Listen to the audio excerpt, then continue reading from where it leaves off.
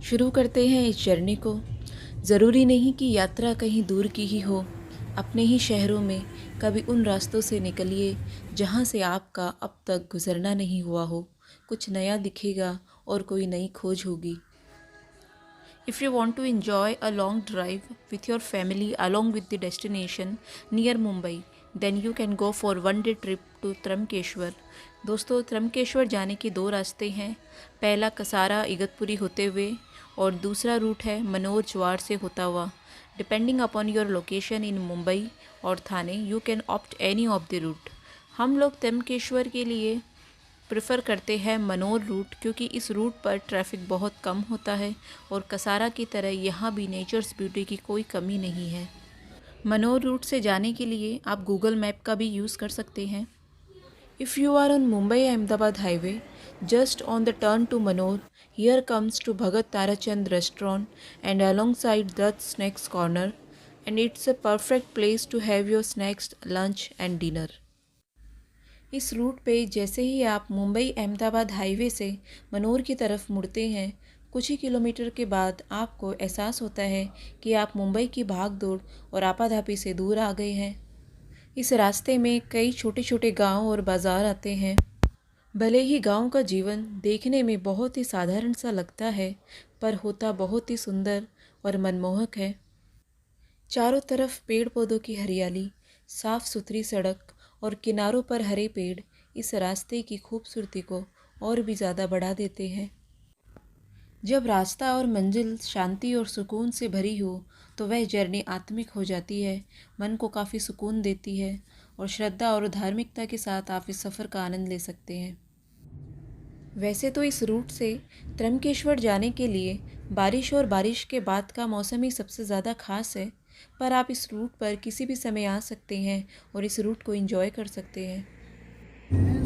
दोस्तों, अब हम पहुंच गए हैं ब्रह्मगिरी पर्वत के समीप, जहां स्थित है शिव का धाम त्रम्बकेश्वर।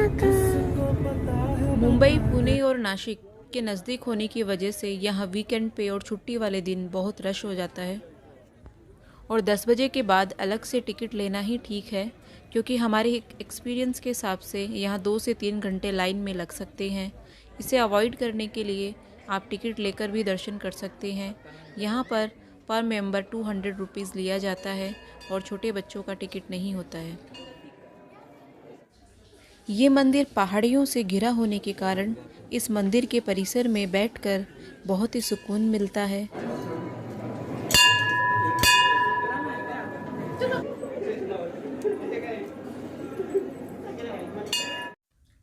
ब्रह्मगिरी पहाड़ियों की तलहटी में स्थित इस प्राचीन मंदिर का निर्माण तीसरे पेशवा नाना साहेब पेशवा ने करवाया था। मंदिर को पूर्ण रूप से काले पत्थर से बनाया गया है। साथ ही मंदिर की वास्तुकला बेहद सुंदर है।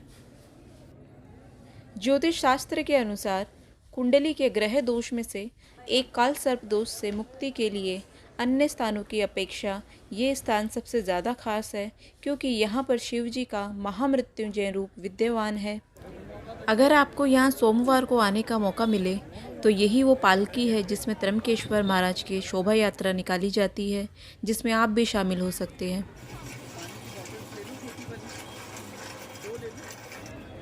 मंदिर के बाहर ही लोकल मार्केट है, जहाँ पे पूजा पाठ के सामान, लकड़ी से बनी हैंडमेड आइटम्स और नासिक की फेमस किशमिश और भी कई सारी चीज़ें मिलती है, जिन्हें आप ले सकते हैं या फिर मार्केट से गुजरते हुए विंडो शॉपिंग भी कर सकते हैं। त्रम्बकेश्वर मंदिर अति प्राचीन मंदिर है, इसलिए यहाँ साल भर भक्तों की भीड़ लगी रहती है। यहाँ रुकने के लिए मंदिर से वॉकेबल डिस्टेंस पे ही कई होटल्स, धर्मशालाएं मौजूद है, जहाँ आप अपनी बजट के अनुसार स्टे कर सकते हैं। जैसा कि हमने आपको बताया था कि सुबह सुबह कम भीड़ होती है, तो हम मंदिर के दूसरे दरवाजे की तरफ से, जहाँ से विदाउट टिकट एंट्री होती है, वहाँ से प्रवेश करते हुए जा रहे हैं। क्योंकि हम सुबह 6 बजे ही दर्शन के लिए आ गए थे, तो मात्र आधे घंटे में ही दर्शन हो गए। यहाँ अब हम कुशावर्त कुंड की ओर जाते हुए, ये कुंड मंदिर से 5 मिनट की दूरी पर ही है। ये वह स्थान है जहाँ गोदावरी नदी एकत्रित होकर शेष भारत में वितरित होती है। माना जाता है कुशावर तालाब में गोदावरी नदी का स्रोत है। इन स्थानों में डुबकी लेना पवित्र माना जाता है।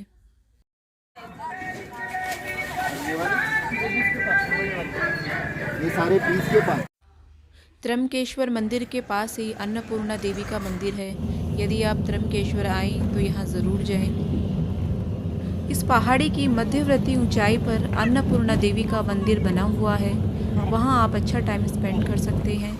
बस 10 मिनट में ही नीचे से ऊपर अन्नपूर्णा देवी मंदिर तक आप पहुँच सकते हैं। मंदिर की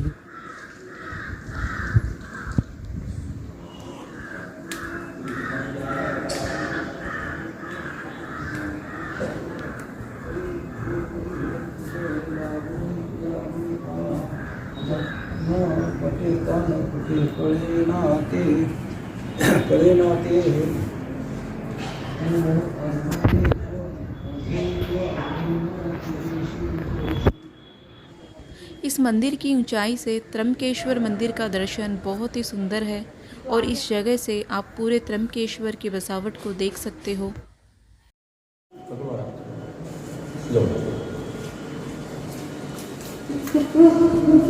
गोदावरी का भी यहीं से रास्ता।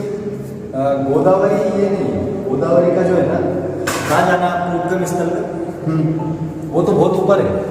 अच्छा, वहाँ तो आपको क्या कार तो जाएगी, लेकिन 180 सीढ़ी आपको चढ़ना पड़ेगी। ये ऊपर जो है ना वो है। तो मंदिर बना है? हाँ मंदिर है, गोदावरी माता का मंदिर है।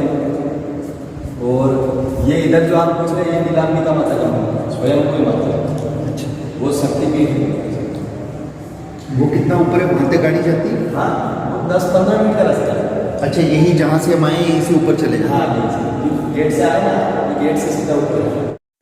अब बात करते हैं इस ट्रिप से रिलेटेड टिप्स की।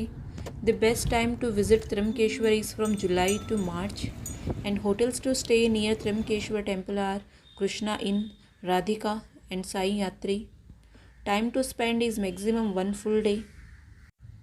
अगर इन टिप्स के साथ मेरी वीडियो पसंद आई हो तो मेरी चैनल को लाइक कीजिए, सब्सक्राइब कीजिए एंड थैंक्स फॉर वॉचिंग।